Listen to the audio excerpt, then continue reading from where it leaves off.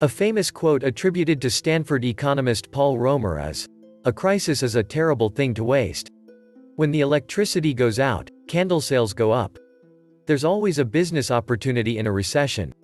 Money doesn't really disappear. People simply begin to save and/or allocate funds to pay off the debt, which created good economic days before the recession. Understanding this cycle will help you tap into the minds of consumers and how they think. Smart businessmen profit from recessions. The whole cycle between boom and bust is vitally essential to the business. You want to buy low and sell high. Warren Buffett, the smartest investor in the world, gave the advice to be greedy when others are fearful, during a recession, and fearful when others are greedy, in a boom. So the smart businessman accumulates cash and borrowing power in a boom and buys heavily in a recession. Welcome back to the Atlantis Report. You are here for your daily dose of the truth, the whole truth, and nothing but the truth. Please take a second to hit the like button, hit the subscribe button, and don't forget to also hit the notification bell. Thank you. During recessions, smart businessmen do things they cannot easily do in good times, e.g., they rebuild, restructure, acquire new assets or companies, and they prepare themselves well for the next boom. First of all, they anticipate recessions and are ready for them. This means they have hoarded cash and have become leaner so that they can survive on lower levels of revenue and profitability. In good times, the supply of money and labor supply can be tight. Employees have other employment options because there are plenty of jobs available in the job market. When a recession hits, employees realize that they are lucky to have a job, so they better hold on to it. Therefore, employees are on their best behavior during recessions. Best time to restructure your business because there will be the least amount of resistance from your employees. Best time to rebuild things you want rebuilding because you have higher negotiating leverage over your vendors. Best time to borrow money because interest rates will likely to be low. Best time to acquire customers from failing competitors. Good time to buy office space in geographic areas you want to expand because real estate will be cheaper.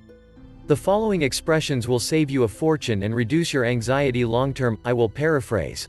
Wall Street has predicted 3 of the last 20 recessions and crashes. Put 1,000 economists in the room, and you will get 1,000 different answers.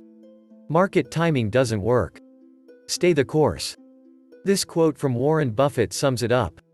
Stop trying to predict the direction of the stock market, the economy, interest rates, or elections.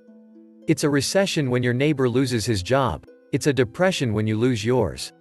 Harry Truman, U.S. President 1945–53. This quote from Truman is just as relevant today. In a recession, companies typically look to cut costs any which way they can, training budgets are cut, working hours may be reduced, and when the outlook is really bleak, jobs are cut too. These are the top 5 things you need to do in order to prepare for the looming recession. Number 1. Invest every month, regardless of whether markets are going up or down, into stock and bond indexes. Number 2. Raise your bond indexes as you age. Number 3. Reinvest your dividends. Number 4. Never get too excited when markets rise or too depressed when they fall. Number 5. Take the financial media with a pinch of salt or switch it off entirely. Just look at Trump and Brexit. Everybody was so worried in 2016. Look at China and the trade war in 2018–2019. All the while, markets quietly hit new record highs, as they always do long-term. Fear is profitable for the media but not the average investor. The impact of a recession can last a lifetime. Recessions are likely to affect your income. At the very least, it will be much harder to push for a pay rise, but it can also have long-term impacts on your income that can last a lifetime. The risk is unusually high for new entrants to the workforce since it is in the early years of your career that you typically see the most massive jumps in salary. Starting a new job during a recession is likely to involve some compromise, perhaps starting at a lower level than you are qualified for or starting work in a completely different industry. Once you leave the workforce, your skills naturally diminish over time, and you become less attractive to future employers. And so it is vital that you continue to build your skills up. This applies whatever your age, fresh out of university, or after spending many years at work. Develop your skills, whatever the outlook is for the economy. When you are employed, take advantage of as much training that your company offers as possible. If you ever get made redundant, gaining access to these resources will be much more difficult and may come at a cost. Whether a recession is looming on the horizon or not, you should always be looking to improve and develop your skills. Of course, it looks great on your resume, but it can also open your eyes up to new opportunities in other industries or other occupations that are less prone to being cut during a recession. In order to avoid the risk that your long-term earning potential is hit, it is imperative that you build your skills. For someone close to finishing university, a sensible option, should a recession be imminent, might be to defer entering your career for a couple of years and do some further education. Career risk management. The decision to work for a startup, an established large company, or, indeed, the other government depends on your career objectives, but it also depends on your risk preference. For example, early in your career, it may pay off to risk working for a startup with significant upside potential, but being aware that a recession may also hit it hard. At the other end of the scale, working for the government and the public sector can often, but not always, be the most recessionary-proof place to work since job cuts are typically far less likely. A recession can also throw up career opportunities. If you can position yourself ahead of the competition, a recession can be the perfect time to jump ship to a new or rapidly expanding industry. This may require moving to a different part of the country you live in, or to a different country entirely. A recession can also be the best time to start your own business. Everything that you need to start a business tends to be cheaper during a downturn: labor, rent, equipment, materials, credit, etc. A recession startup will also have less competition and more negotiating power. What about your investments? For investors, opportunities exist across the business cycle. It is often at inflection points in business cycles that tremendous asymmetrical investment opportunities present themselves, i.e., where the odds are in your favor. It's more important than ever to know where we are in the business cycle. But how should you invest with this knowledge? Let's look at some of the things you should think about when it comes to investment across the business cycle. Inflation protection. Recession is inflation's half-sister. Buy gold. All currency is considered fiat. Fiat money is a currency without intrinsic value that has been established as money through regulations.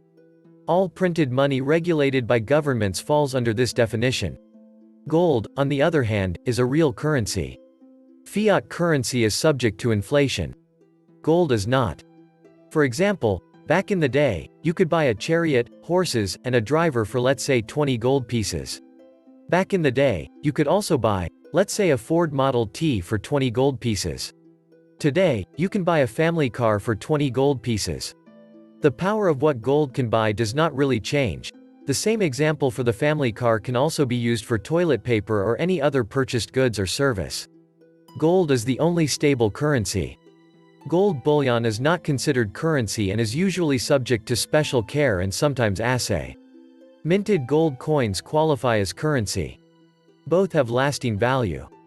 However, bullion has to be sold to convert to fiat currency or fiat credit, whereas coins can be used to buy goods without converting to cash. Only purchase eagles, maple leafs, or Krugerrands. Equities have traditionally been viewed as an inflation hedge asset class since a company's revenues and earnings should also rise with inflation. From a long-term perspective, equities may, therefore, be considered an inflation hedge. However, this doesn't always hold over shorter periods of time. Since equities can be thought of as a discounted stream of future cash flows, higher inflation means that the discount rate applied to those cash flows rises, which lowers their current value. Higher interest rates also increase the cost of capital to corporations, and higher inflation means that earnings may be overstated since they depreciate historical cost rather than the replacement cost of assets. To understand how to guard against it, investors first need to be aware of the difference between expected and unexpected inflation. Expected inflation is essentially the market's consensus view on the future path of inflation. Since financial markets are forward-looking, they presumably incorporate this view into current asset prices. In contrast, inflation risk relates to unexpected inflation. Based on the period 1973 to 2012, periods of high but unexpected inflation have resulted in losses for stocks, versus holding cash. Commodities and gold, in particular, have been much more effective in protecting wealth. Defensive position. If you anticipate that a recession could be closer and perhaps more profound than other people in the market think, then there are various ways you can reduce your risk exposure, both across equities and to different asset classes. Being defensive may involve moving some of your investments to companies and sectors that have traditionally done relatively well during recessions. These non-cyclical sectors tend to be in demand whatever the state of the economy. Examples include utilities, for example, water and energy companies, and consumer staples. Tobacco and beer consumption tends to change little during the economic cycle. Another option might be to move some of your wealth into cash. The advantage is that you are then able to react to opportunities, a market crash, for example. But remember, there is an opportunity cost in every decision you make. Moving all of your money to cash means you are not going to be able to capture any upside in the market, and that's where the next important point comes into play. Focus on the long term. Your investment horizon is one of the most important things. Are you investing for retirement or something else? When will you need to access some or all of your capital? With these questions in mind, it may not make sense in trying to time the top of the market if what matters is the value of your portfolio in 20 years. In fact, a drop in the stock market should be viewed as a gift, a chance to pick up assets on the cheap. Perhaps the best advice comes from the investor Warren Buffett. Be careful when others are greedy and greedy when others are fearful. This means reducing your risk exposure when everyone thinks the economy can only get better and increasing your risk exposure when everyone says it can only get worse.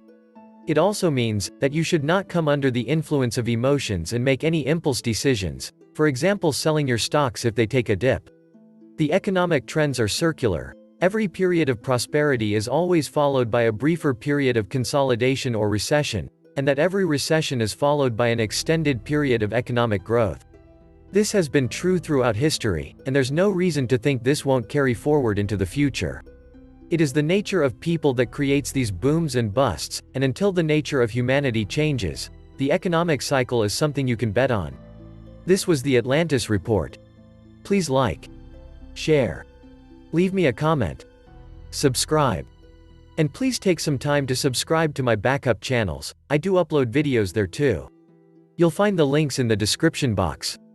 You will also find a PayPal link if you want to make a donation. Thank you wholeheartedly to all those of you who have already donated. Stay safe and healthy, friends.